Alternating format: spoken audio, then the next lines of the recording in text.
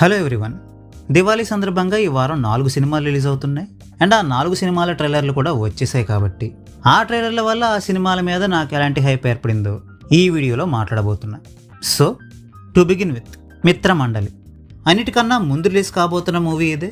And ఈ 4 ఈ ఒక్క మూవీకే పెయిడ్ ప్రీమియర్స్ కూడా పడబోతున్నాయి.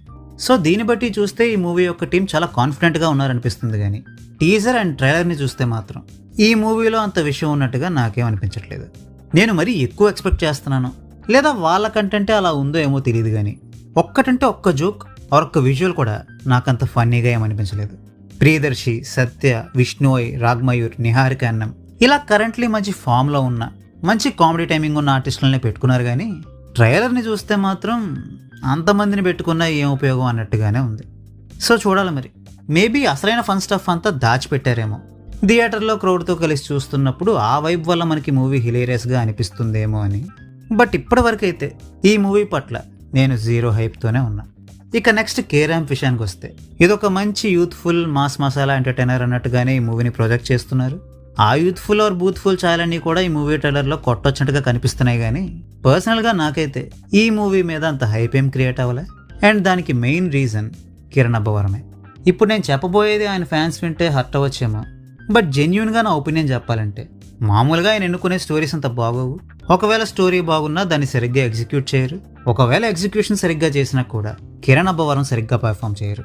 ఇక్కడ సరిగ్గా పెర్ఫామ్ చేయరు అంటే నా ఉద్దేశం ఆయన ఎఫర్ట్ పెట్టడం లేదని కాదు, ఆయన ఎఫర్ట్ పెడుతున్నా కూడా ఆ వచ్చే అవుట్పుట్ నాకు బాగుందనిపించడం లేదు అని.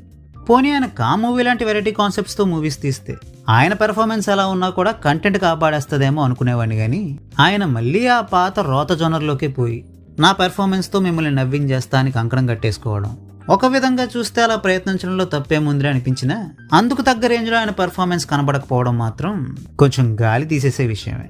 ట్రైలర్ బట్టి చూస్తే ఆయన డైలాగ్ డెలివరీ సోసోగానే ఉందనిపించింది. కొన్ని చోట్ల డైలాగ్ డెలివరీలో వేరియేషన్ కనిపించినా కూడా మొహంలో ఎక్స్ప్రెషన్స్ మాత్రం దానికి సంబంధం లేని విధంగా ఉన్నాయనిపించింది. సో చూడాలి మరి. యాక్టింగ్ పరంగా అబ్బవరం మీద ఉన్న ఒపీనియన్ మారుతుందా లేదా అని. ఈవెన్ కంటెంట్ వైజ్ కూడా నాకు ఈ ట్రైలర్ అంత ఎక్సైటింగ్గా ఏమి అనిపించలేదు. కాబట్టి ఈ మూవీ మీద కూడా నాకు పెద్దగా ఎక్స్పెక్టేషన్స్ ఏమీ లేవు. ఇక నిన్ననే తెలుసు కదా ట్రైలర్ కూడా రావడం జరిగింది. అండ్ ఆ ట్రైలర్ వల్ల ఆన్లైన్లో చాలా డిస్కషన్స్ కూడా స్టార్ట్ అయ్యాయి. కొంతమందికి ఆ ట్రైలర్ నచ్చింది, కొంతమందికి ఒక టాక్సిక్ బిహేవియర్ ఆర్ ఒక టాక్సిక్ క్యారెక్టరైజేషన్ని గ్లోరిఫై చేస్తున్నట్టుగా అనిపించింది. అండ్ దీన్ని సపోర్ట్ చేస్తూ ఒక గ్రూప్, క్రిటిసైజ్ చేస్తూ ఒక గ్రూప్ వాదోపవాదాలు కూడా చేసేసుకుంటున్నారు.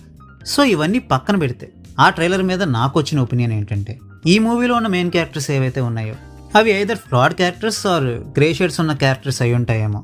ఎస్పెషల్లీ మెయిన్ లీడ్స్ క్యారెక్టరైజేషన్ అయితే వీడేంట్రా బాబు ఇంత టాక్సిక్ ఫెలోలా ఉన్నాడు అనే ఫీలింగ్ వచ్చే విధంగానే ఉంది. అండ్ నేను అనుకోవడం కూడా కావాలని ఈ మూవీ టీం ఇటువంటి డిస్కషన్స్ స్టార్ట్ అవ్వాలి, సో దట్ వాటి వల్ల ఈ సినిమాకి మరింత లైమ్లైట్ అండ్ పబ్లిసిటీ దొరుకుతుందని భావించారనిపిస్తుంది. బేసిక్గా హీరోని చెడ్డవాడుగానో లేదా వాడిలో కొన్ని లోపాలు ఉన్నాయి అన్నట్టుగానో చూపించడాన్ని నేను తప్పుపట్టను. అల్టిమేట్గా ఈ మూవీలో చెప్పాలని ట్రై చేసిన పాయింట్ సరైనదా కాదా అన్నది మాత్రమే నాకు ఇంపార్టెంట్. బట్ ఆ సరైనదా కాదా అన్న దాంట్లో కూడా అందరికీ ఏకాభిప్రాయం ఉండకపోవచ్చు. ఎవరి పర్స్పెక్టివ్ బట్టి వాళ్ళకి ఈ మూవీ బాగుందనో బాగాలేదనో అనిపించవచ్చు. సో మంచో చెడో పక్కన పెడితే అసలు ఈ మూవీ ఎలా ఉంటుందో చూడాలనే ఇంట్రెస్ట్ అయితే నాకు ఏర్పడింది. కాబట్టి ఈ మూవీ పట్ల నాకు డీసెంట్ అమౌంట్ ఆఫ్ హైప్ అయితే బిల్డ్ అయింది.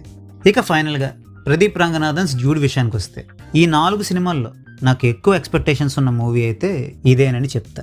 యాక్చువల్గా నాకు విఘ్నేష్ శివన్ మూవీస్ నచ్చడం వల్ల నేను డ్యూడ్ కంటే లవ్ ఇన్సూరెన్స్ కంపెనీ మూవీ కోసమే ఎక్కువగా వెయిట్ చేస్తూ ఉన్నా. కానీ డ్యూడ్ మూవీ గురించి నేను పెద్దగా ఏమీ పట్టించుకోలేదు. అయితే ఎల్ఏకే మూవీ డిసెంబర్కి పోస్ట్ పోన్ అయిపోవడం, దాని ప్లేస్లో డ్యూడ్ మూవీ రిలీజ్ కావడంతో ఈ మూవీ నా దృష్టిలో పడింది. అండ్ రీసెంట్గానే ఈ మూవీ ట్రైలర్ని కూడా చూడడం జరిగింది.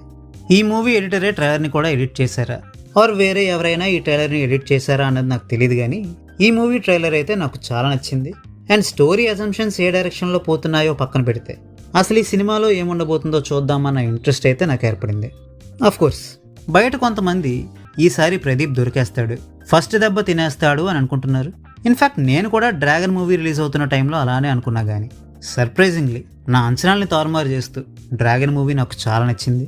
సో ప్రదీప్ మీద ఒక ట్రస్ట్ ఏర్పడిపోయింది కాబట్టి, అండ్ ఈ డ్యూడ్ మూవీ ట్రైలర్ కూడా ప్రామిసింగ్గా అనిపిస్తుంది కాబట్టి ఈ మూవీ మీద నేను మంచి హైప్తోనే ఉన్నాను.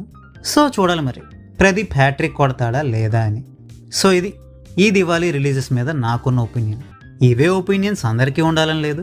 సినిమా చూశాక ఒపీనియన్స్ మారే అవకాశం కూడా ఉంది. కాబట్టి హైప్ లేని మూవీస్ మనల్ని థియేటర్లో సర్ప్రైజ్ అయ్యేలా చేయాలని, హైప్ ఉన్న మూవీస్ ఆ హైప్కు తగ్గట్టుగానో లేదా అంతకు మించో మనల్ని సంతృప్తిపరచాలని కోరుకుందాం. సరే, నా ఒపీనియన్స్ అయితే నేను చెప్పేశా కానీ మరి ఈ మూవీస్ మీద మీకున్న హైప్ ఏంటి? మీరే మూవీని చూడాలనుకుంటున్నారో, ఏ మూవీని స్కిప్ చేద్దాం అనుకుంటున్నారో కామెంట్ చేసి చెప్పండి. వీలైతే కమ్యూనిటీ ట్యాబ్లో పెట్టిన పోల్ ద్వారా మీ ఓటు దేనికో కూడా చెప్పండి. సో నెక్స్ట్ మళ్ళీ మనం ఈ 4 సినిమాల రివ్యూ వీడియోస్తో కలుద్దాం. అంతవరకు సెలవు. నమస్కారం.